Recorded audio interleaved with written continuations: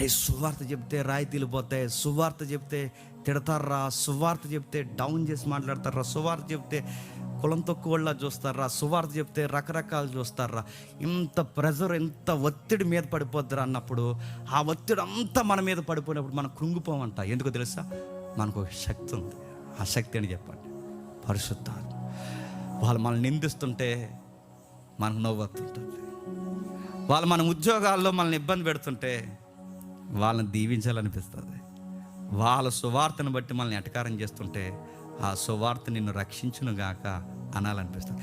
అరే ఇంత మొండి ధైర్యం మీకు ఎలా వచ్చిందిరా? ఒక మాట అంటే అన్నం తినేవారు కాదు, ఒక మాట అంటే గదిలోకి పోయి దాక్కునేవారు, ఏదన్నంటే ముఖం మార్చేసుకునేవారు. ఇప్పుడు తిట్టినా ఏమంటలేదు, కొడదామన్నా ఏమంటలేదు. అరే ఈ మొండితనం, ఈ ధైర్యం, ఆ సువార్త చెప్పాలన్న ఈ పిచ్చి ధైర్యం మీకు ఎలా వచ్చిందంటే ఆయన మా మీదకి వచ్చాడు. ఎవరు చెప్పండి?